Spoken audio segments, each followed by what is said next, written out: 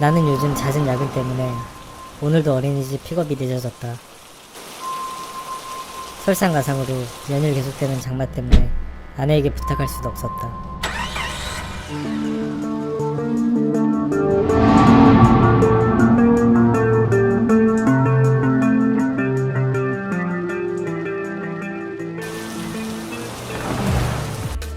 오전부터 클라이언트에게 계속 시달렸다가 긴장이 풀려서인지 조금씩 졸음이 밀려왔다. 아, 왜 이렇게 졸립지? 피곤하다. 아직 밥도 못 먹었는데. 죽을 뻔했네. 깜빡 졸았던 나는 우선 아이부터 확인했다.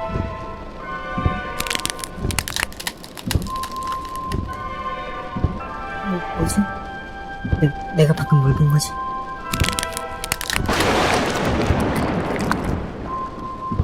오늘도 누굴 죽이려고? 나 하나를 만지 못해? 그날도 이렇게 비가 왔었어. 아, 진짜. 아, 어떡하지? 아, 살려주세요, 아저씨. 그때 난 뒤도 돌아보지 않고 갔어. 그때 네가 신고만 했어도 살 수 있었는데.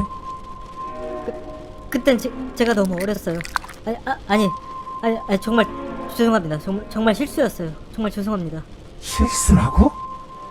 나도 오늘 너 실수를 지켜줄까? 아니요. 제가 죽을 죄였습니다. 살려만 주세요. 제발 부탁드립니다. 그래. 그럼 아이는 살려줄게. 이 아이는 죄가 없잖아. 근데 넌 용서 못해. 알겠습니다. 아이만이라도 살려주세요. 나는 무엇에 홀린 듯이 가까스로 집에 도착했다. 아이만 놓고 바로 내려와야 해. 명심해. 네. 알겠습니다.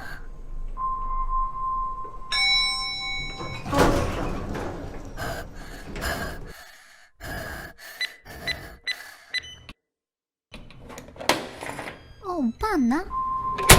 나는 두려움에서 해방되었다는 안도감 때문인지 몸이 떨리고 숨이 가빠왔다. 자기야, 나 귀신 봤어. 귀신이 나 죽이려고 했어. 오빠, 이 헛소리야. 뭐 잘못 먹었어? 얼른 애는 눕히고 와. 나는 차에서 있었던 일을 아내에게 얘기해 주었다. 하지만 믿지 않는 눈치였다. 그걸 지금 나보고 믿으라고? 말 안 되는 거 알지? 내가 지금 거짓말을 왜 해? 야, 진짜 죽을 뻔했다니까? 그럼 내려가봐. 내려오라고 했다며. 같이 가죠? 미쳤냐? 죽을지도 모르는데 왜 내려가냐? 오늘 진짜 가지가지 한다. 자기야. 불이 꺼지자 나도 모르게 아까의 그 공포감이 떠올랐다. 분명히 내가 내려오라고 했지.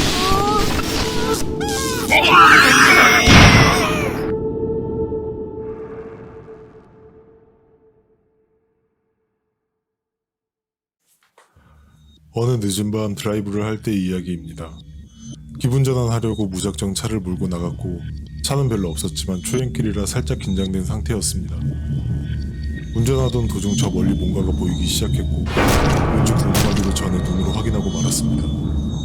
살인이 일어나고 있는 현장이었습니다. 그곳을 지나치려는 찰나 저는 그 사람과 눈이 마주치고 말았습니다.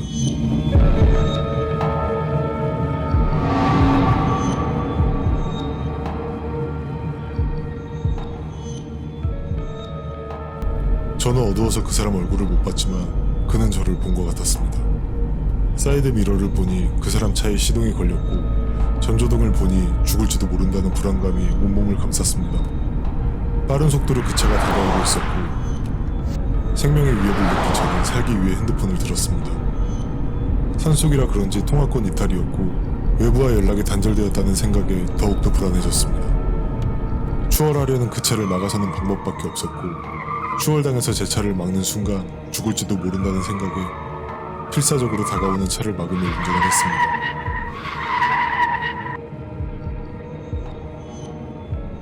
산속의 험난한 도로를 달리던 중 졸음쉼터 간판이 보였고 그곳으로 들어갔습니다. 따라 들어오면 어떡하지? 라는 두려움도 있었지만 졸음쉼터에는 주차된 차들이 많았기에 조금 안심이 되었습니다. 다행히 따라오던 차는 쉼터에 들어오지 않고 지나쳐갔습니다. 멀어지는 그 차를 보고 저는 안도의 한숨을 쉬며 시동을 껐습니다. 다시 핸드폰을 확인 후 112에 전화를 걸었고 방금 전까지 있었던 일들을 본대로 신고했습니다. 10분 정도 지났나 저는 집으로 돌아가기 위해 다시 시동을 켰습니다.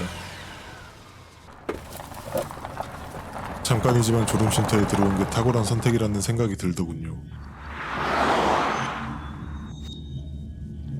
가다 보니 파출소 간판이 보였고 범인을 잡았나 궁금하기도 해서 잠깐 들러서 물어보기로 했습니다.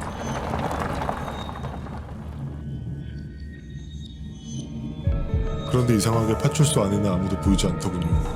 누가 없냐고 물으며 주변을 둘러보자 그때 안쪽에서 경찰관 한 분이 나오셔서 무슨 일로 왔냐며 저에게 물었습니다.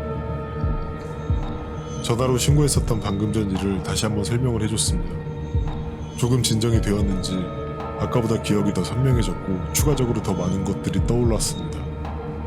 경찰관이 혹시 동생자나 다른 목격자는 없냐고 물어봐서 없다고 대답하고 블랙박스 메모리 카드를 증거로 줘야겠다는 생각에 차로 향했습니다.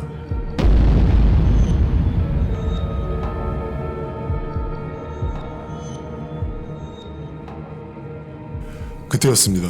휙하는 소리에 뒤돌는 순간 경찰관이 아까 그 살인자라는 게 느껴졌고 그걸 안 순간 너무 늦었다는 걸 알게 되었습니다.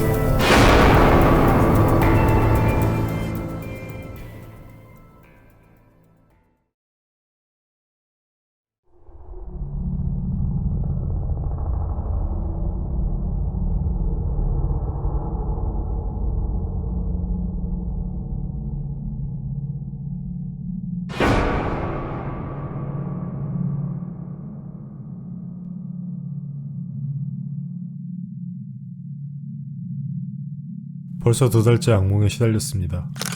잘 다니던 회사에서 이유 없이 잘리고 오래 만난 여자친구와도 갑자기 헤어지게 되었습니다. 이 모든 게 이곳에 이사 온 뒤 일어난 일입니다.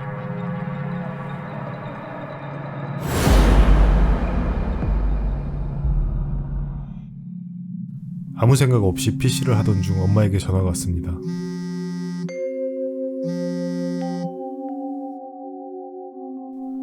엄마가 이곳으로 이사 오는 걸 엄청 반대하셨는데 아니나 다를까 이곳에 이사 온 뒤 잘 다니던 회사도 퇴사하게 되고 오래 사귄 여자친구와도 헤어지고 이유 없이 제 몸이 아파서 병원을 들락거리는 게 걱정되셨는지 동네에 유명한 무당을 올려보내셨다는 전화였습니다.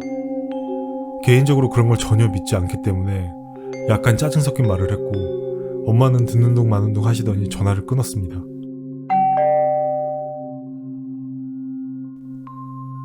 벨이 울리자 무당일 거라는 생각에 짜증이 났고 문을 열고 무당을 보자 표정 관리가 안 되었습니다. 일단 들어오라고 말은 건넸지만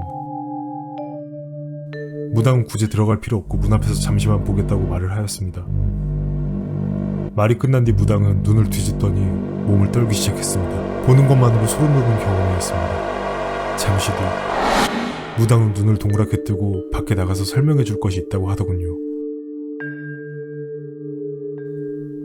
무당은 이곳은 묘자리로 써야 할 터인데 사람이 살고 있는 형국이라고 말하며 이곳에 사는 사람들 전부 하나같이 문제가 있을 거라 이야기하였습니다. 빨리 이사가지 않으면 큰일 날 수도 있다는 말도 덧붙였습니다. 미신을 믿지 않지만 무당이 말이 아무래도 신경 쓰여 다른 집들을 찾아가 보기로 마음먹었습니다. 부모님이 큰 병으로 입원한 집, 교통사고로 일을 쉬고 있는 집, 알 수 없는 말을 중얼거리며 벌벌 떨고 있는 여자까지 점점 무당의 말이 신뢰가 가더군요. 이제 마지막 집만 남았습니다. 벨을 누르자 한 여성분이 나왔고 그분에게 자초지종을 설명드렸습니다.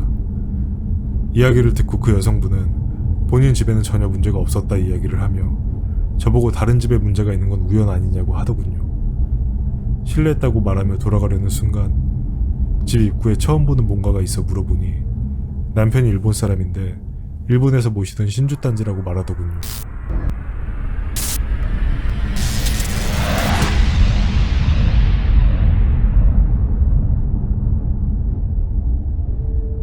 신주단지 때문에 그 집에 안 좋은 일이 일어나지 않았던 것인지는 모르겠지만 저는 일본신도 없고 더 이상 이 집에서 버틸 자신이 없어서 결국 이사를 선택했습니다.